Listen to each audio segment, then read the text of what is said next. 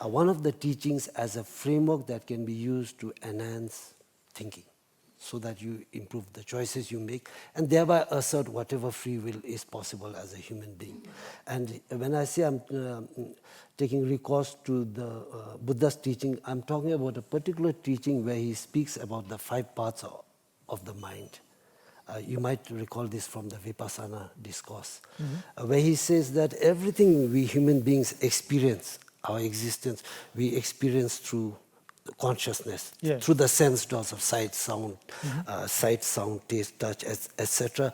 And that through these sense doors, consciousness is triggered, and that in turn triggers perception or thoughts in our mind.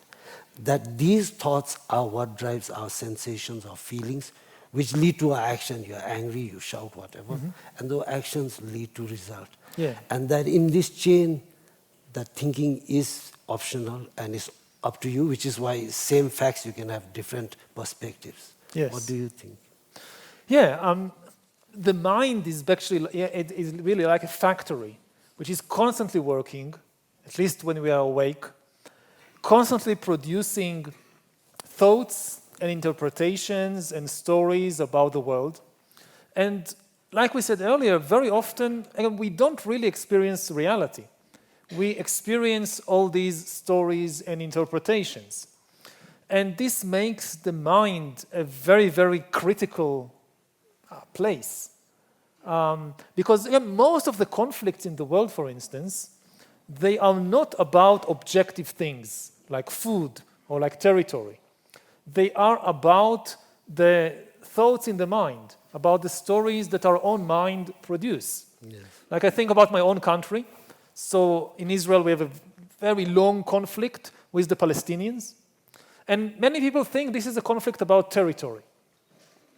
That, like chimpanzees or wolves, they fight over territory. So also human beings fight over territory.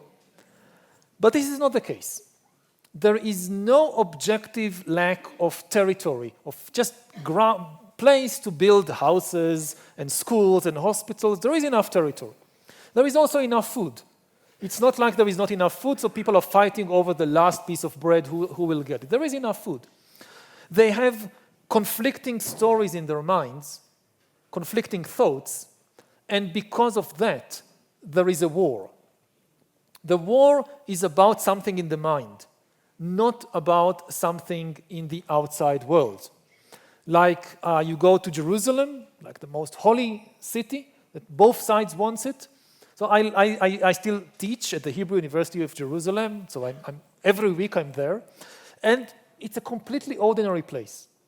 It's a completely ordinary place, like any other place in the world. You have stones, you have trees, you have dogs, you have birds, you have humans. It's like any other place.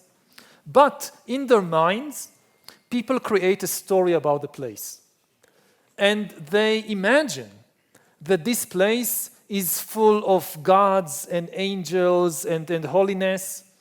And instead of this holiness making them peaceful and compassionate, it makes them hateful and angry, because they all want to have this holy place to themselves. They don't fight about the stones. Nobody cares about the stones. They fight about the story that they hold in their mind about, oh, this is the holy stone, I must have it. You can't have it, this is mine. And the real tragedy about it, I think, is that, again, the meaning of a holy place, I think in most traditions, is that this is a place that brings peacefulness to your mind and brings compassion to your relations with others. So if you have a so-called holy place which creates discord and violence and hatred, it's obviously a dysfunctional holy place. Like you have a factory for cars, but instead of producing cars, it produces broken cars. So who wants such a factory? But still, again, people fight over it. And it all comes from the mind.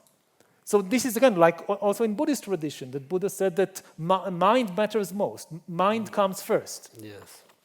If we could clear our minds, there would be no wars in the world, because the wars are not really, they are never about the territory. Again, you look at the Russian invasion of Ukraine, it's not about territory. If it was about territory, Russia is the largest country in the world. It has more territories than anybody else. It doesn't need more territory. But it has a story. Putin has a story in the mind. And because of the story in his mind, there is this terrible war. So we need to invest a lot of effort in cleaning our minds.